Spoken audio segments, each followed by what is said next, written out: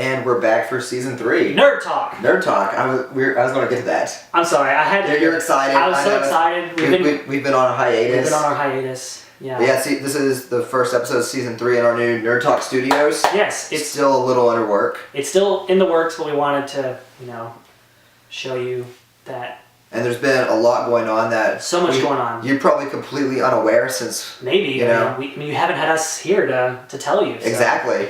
I don't know what you've been doing. Yeah. I don't know how you're getting your news. I don't know. I feel bad. I'm a little jealous if you're getting it from someone else. Yeah, don't do that. Well, we have a lot to talk about. A lot. Obviously.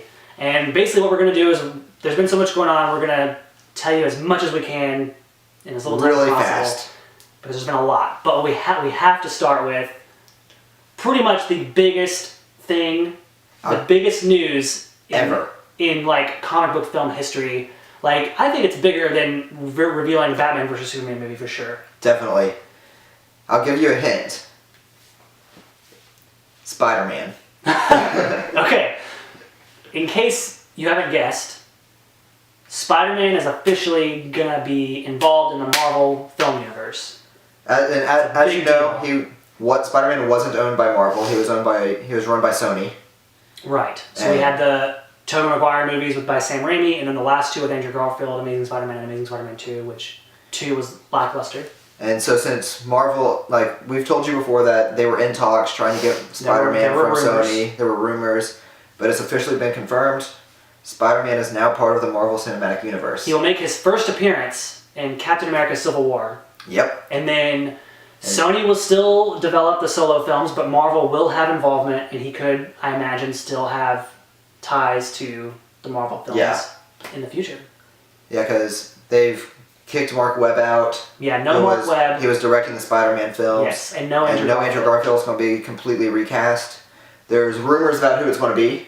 Yes. We have Logan Lerman, which you might know from Perks of Being a Wallflower, Fury. Fury recently. Percy Jackson. Yeah. And then the other guy is Dylan O'Brien, which he's mostly known for. He was in The Internship and The Maze Runner, which is a recent franchise, which is going on teen, young adult movies. But and they both have a decent Peter Parker look. I don't really care for how young they're going. Yeah. I don't know how you feel about that. Yeah, they are going high school age. They like the idea of the teenage Peter and his teenage relationships and stuff. Yeah. Which I just like Peter. I just like Spider-Man. I'm a huge Spider-Man fan, but movie-wise, I'm kind of sick of seeing high school Peter Parker. Yeah, I worry about. Like, I wish they would finally make. Yeah. Like, I wish the movies would finally make him grow up. Yeah, It seems like every time he gets to the point of leaving high school, they completely. Something happens. Spider-Man 2, he was in college and he was growing up, and it worked out well. And then Spider-Man 3 was bad, but Yeah. Amazing Spider-Man 2 was obviously, he just graduated, and so he was moving on, but then now that's done, so... So they're starting... They're not completely rebooting it. Yeah, it's like... We're not going to see an origin story again. We don't assume we're going to see an origin story.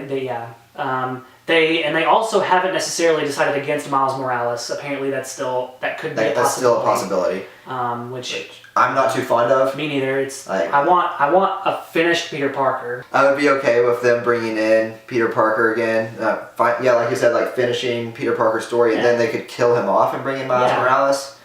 To me, Peter Parker will always be Spider-Man. Yes. But I'm not completely against him passing over the mantle. I would just like them to actually show it on film if they do it. Yes.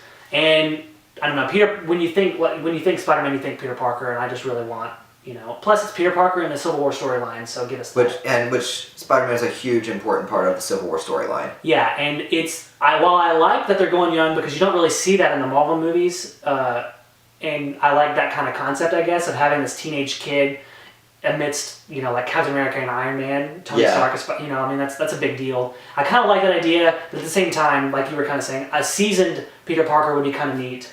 Yeah, I feel especially Tony Stark in particular, I don't feel like would have enough respect for some teenage kid that's coming in as a superhero that we haven't seen in the Marvel Universe before until now. Right. Because I'm expecting to see Iron Suit Spidey. Right. And all that. And I could see Steve Rogers being like, okay, kid. Mm-hmm.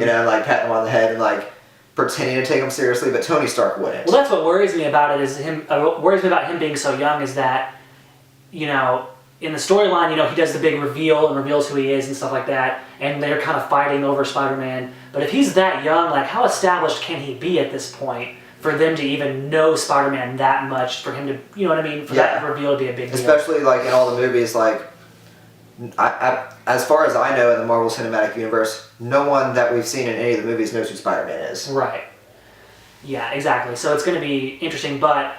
it'd be cool to see how they do it. Yeah. And I trust Marvel enough to know that they will do it, and they will do it well. Yeah. There's still a possibility that Marvel could completely get the rights back to Spider-Man at some point in the future, and Disney could even be interested in buying Sony if that opportunity ever arose. But still, right now, like, they haven't stopped saying Suicide Squad, or not Suicide Squad, but Sinister Six is not going to be made.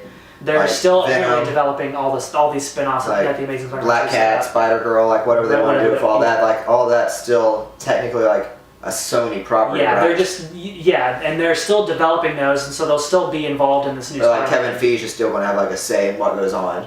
I imagine he'll have some sort of and but they set a release date for the first solo Spider-Man movie, which is July 28th, 2017, and because of that, which isn't far away. It's not that far away at all. Like it's 2 years, 2.5 years. But because of that, they did shift Black Panther, Captain Marvel, the third Thor film, and the Inhumans. They all kind of shifted them a few months, like 6 to 8 months each movie, which isn't a big deal. It's for a good cause. I mean, having Marvel in control of Spider-Man is huge. So. It is. So do you think that Spider-Man might appear in... Like, he won't be appearing in Age of Ultron, I can imagine, unless it's like an after-credit scene. Right. That'd be really fast. Yeah, because that would be way too fast. But since he's going to have his own solo film not long after Civil War... Well, they did rumor that in possibly like Avengers 3 Part 1 or Infinity Gauntlet Part 1, that a lot of the big heroes like Captain America and Thor may not be involved, and they would have a lot of the other ones, like maybe Ant-Man or Black Panther, Doctor Strange.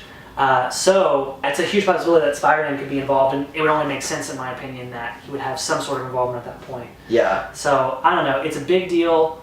Really exciting stuff. Awesome news. Yeah, like the biggest thing that could happen in superhero news right now, I think. But since we were talking about the Civil War a little bit there, we can go ahead and say some stuff about that. That's true. Daniel Bruhl, we've mentioned before, was signed on, but we didn't know who he was playing. They've announced, because of like a casting list or something like that, they've announced basically who he is. He's going to be playing Baron Zemo. Baron Zemo. Which is a big villain for Captain America. Kind of like almost Red Skull status. Right. Evil Nazi, Hydra. Yeah. Like, he has all these ties to Hydra. Plus, it's nice knowing that there's going to be a villain, some sort of villain involved, and it's not just going to be like Tony Stark being kind of the bad guy, The way I'm understanding it, it's Captain America is going to be approaching Zemo. And, like, I don't know if that's true, it's just like the rumor that I read, to like help him out with his side of the Civil War, for like to have Zemo get together some villains to help Iron Man out. Which is kind of cool. It makes Iron Man kind of like a bad guy. Right, that's kind of mean. It is kind of mean, but that's kind of how they sort of said, I guess. Yeah, that Iron Man's going to be like the antagonist. Yeah, he's going to be technically the antagonist, which will be interesting.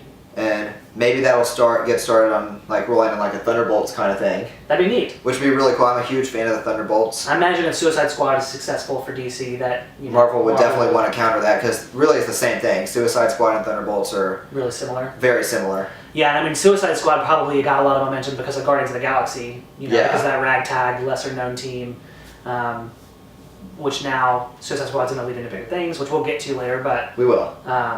But yeah, so I imagine if something like Suicide Squad is successful, Thunderbolts would make sense. Yeah, and that would be cool. Like, there's a lot of really cool characters in the Thunderbolts, and I would be happy to see them on the screen. Right. Also really cool. So now... Yeah, so big things. Big things. So now we're going to try to, like, snap through a bunch of, like, little headlines that are really exciting, but we're going to get through them for you. For example, Disney supposedly interested in Chris Pratt playing Indiana Jones.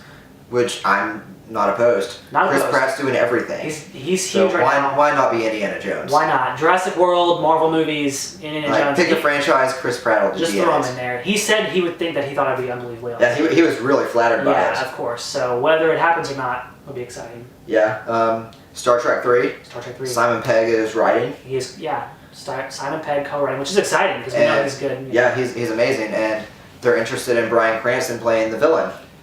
Pretty cool.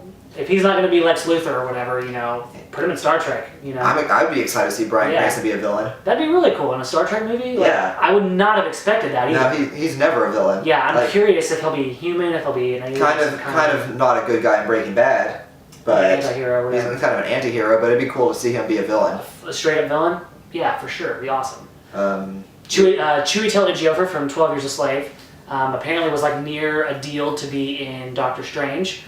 Not really sure who he's going to be. Apparently, they swear he's not going to be the villain, sources say. I was going to ask, is he going to be the villain? They said that he could be Wong, which is like Doctor Strange's servant, which would obviously they'd be changing the race. Yeah, they might have to change the name as well. Yeah. Wong is a variation name. It's a variation name, or he could be playing the Ancient One, which is like a mentor. Oh yeah, like the mentor. That could be cool. And I could see that for someone like Doctor Strange, and he's a great actor. I'm really excited to see what he does. And he definitely deserves to be a superhero. Oh. Or in a superhero movie. I completely agree. What's our next tidbit? Deadpool. We know it's happening. We still don't know if it's going to be PG-13 or rated R. But it is Ryan Reynolds, as we've stated before. It is Ryan Reynolds. It's the same people who wrote Zombieland. That's exactly right. They wrote the script a while back. Yes. They're still the ones attached to it. But, exactly. Now they have some female actresses that are they testing? It's just a rumor list? I think it's who they're considering. The two most well known of them are Marina Baccarin, I don't know how to pronounce her name, from Firefly. And Taylor Schilling from Orange is the New Black.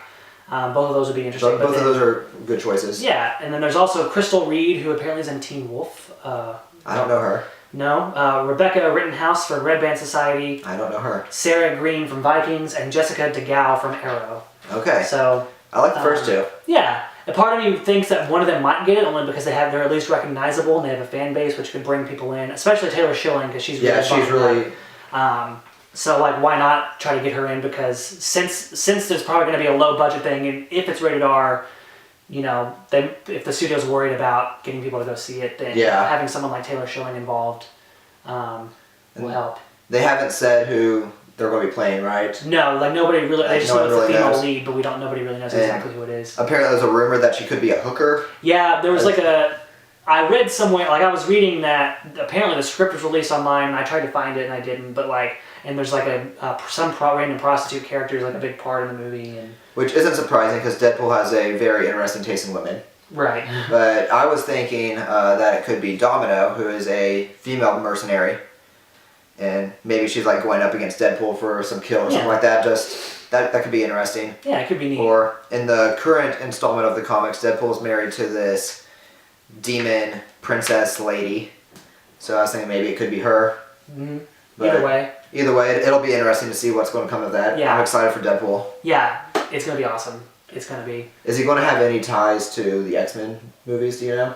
I know they haven't really said, because one of the things I read was that he is aware, because he breaks the fourth wall, he's aware of the version of him that was in X-Men Origins, and then I remember there being, there's been rumors of an X-Force movie for a long time, I thought it was going to happen. Deadpool would be a part of that, of course. I would hope so, yeah, but we haven't heard anything about that in a while, so I don't know. I mean, I can't imagine that they wouldn't have him tied, because everybody's all about the big universe sharing thing, so.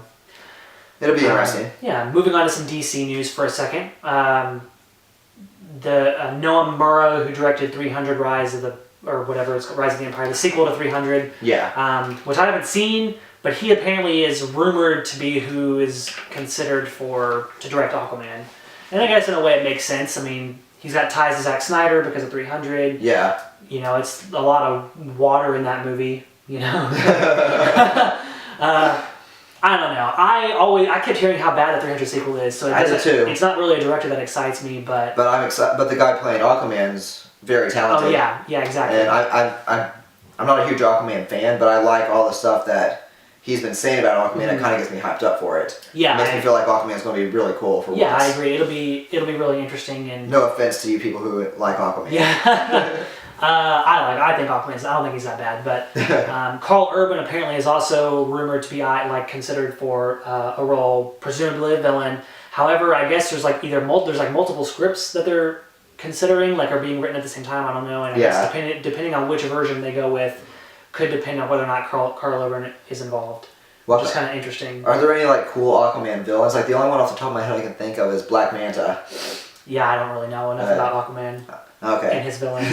I just think that he's a little underrated. I think people hate on him a little too much. Understandable. But I still don't necessarily know a lot about his villains and stuff. But speaking of Carl Urban, Suicide Squad again. Yeah, we'll get to that. Tease.